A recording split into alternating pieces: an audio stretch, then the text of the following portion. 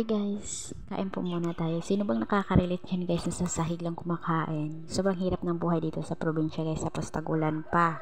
Tapos ayan, kumakain kami. Tapos yung ulam namin, share ko lang guys ha, yung ulam namin, yung natitira ng ulam namin kagabi. So hinati-hati lang namin. Pero guys, share ko lang din. Kahit ganito kahirap yung buhay namin, na-appreciate pa rin namin kung anong meron kami kasi kahit pa paano nakakain pa rin naman po at saka may tutulugan pa rin kahit sobrang sira na yung bahay namin.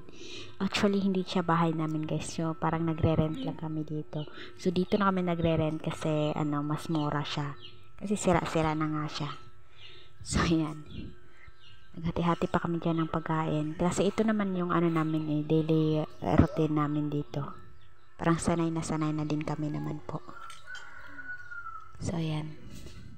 So ayan, ito pala yung guys, share ko lang. Ito yung labas ng bahay namin. Mangunguha sana kami dyan ng kalamansi. Pero maliit pa din yung bunga niya. Kaya hindi. Ito yung manok ko dito guys. Oh, nangingitlog. Yung cobra na native na manok siya. So galit yan oh. Adek. So ayan, mangunguha kami ng kaso maliit siya. Maliit yung bunga niya. Bala ka naman. Maliit, sobrang liit ng bunga ng kalamansi. Kaya hininto namin yung pagkuha. Hintayin na lang na lumaki. So sobrang nature yung labas ng bahay namin guys. Sa mga nature lover dyan. sobrang sobrang greeny siya. Kasi nature nga siya. Tapos tag-ulan pa kaya lahat ng mga damo nagtatabaan. Yan o. So doon banda guys dyan. Gubat po yan. Parang yan. Sobrang siya. Yan. Sobrang sariwa pa rin ang hangin. So yan guys, sabahan nyo muna ako dito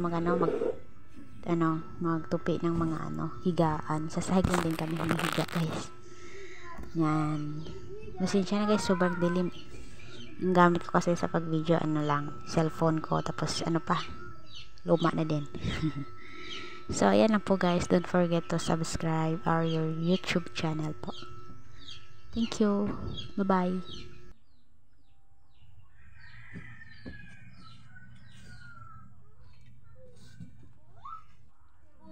Dad.